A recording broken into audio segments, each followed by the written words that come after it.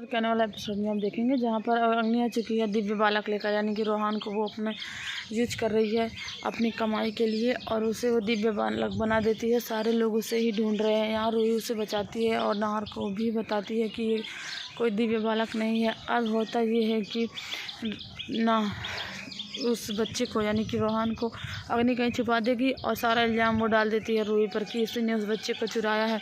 सारे लोग आते हैं उस बच्चे को ढूंढने के लिए, लेकिन वो बच्चा वहाँ नहीं रहता है। नाहर और समर डंडा भी उठा लेते हैं मारने के लिए सभी लोगों को, और होती है थोड़ा बहुत मारपीट भी हो जाती है और पुलिस भी आ जाती है। तभी वहाँ पीछे से अग्नि आती है और कहती है कि वो बच्चा यहाँ नहीं है, वो बच्चा यहाँ पर है और मंदिर में है, मतलब वो सही सलामत है, मरा नहीं है। ये भी वो बोलती है। वो अपनी शक्तियों का प्रदर्शन करती है। पहले तो वो खुद छुपा देती है और सभी लोगों को बता देती है कि वो बच्चे को कुछ भी नहीं हुआ है, वो बिल्कुल सही सलामत है। और ये सब उसके बाद वहाँ से चली जाती है। ये सब देख कर नाहर और उसके घर वाले पूरी तरह से हैरान है कि ये अग्नि जो है, अग्नि ने कैसा वेश बनाया है, कैसे उसने अपना लुक क्रिएट किया है। रूही को मन में बार बार आता है, एक तरफ तो उसके पेट में बच्चा है जो उसके लिए वो डर रही है, दूसरी तरफ वो रोहान का सच नाहर को बताना चाहती है, लेकिन वो बता नहीं पाती है क्योंकि नाहर उसकी बातों पर विश्वास नहीं करता। वो कहता है कि तुम्हारे मन का भ्रम है और तुम्हारे जो है मन का फितूर है।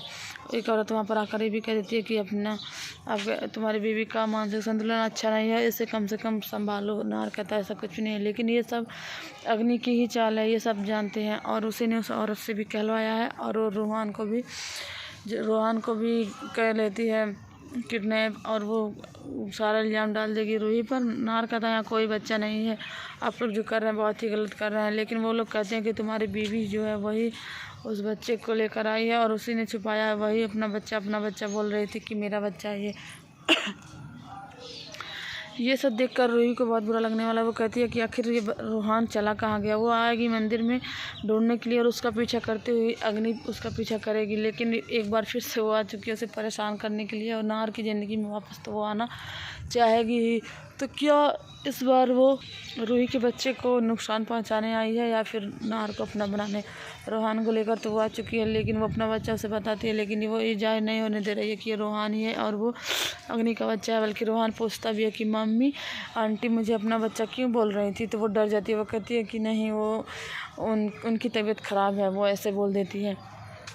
तो अब देखना ये इंटरेस्टिंग होने लगा कि क्या सच में जो है रोहान का सच सबको पता लगेगा कि ये रोहान है, और अग्नि की इस मकसद से कैसे जो है उस घर में जाएगी, फिर से एंट्री लेगी नाहर की ज़िंदगी में। और उस घर में दादी जो है जब देखेगी अग्नि को तो वो वापस तो लाने की ज़रूर कोशिश करेगी।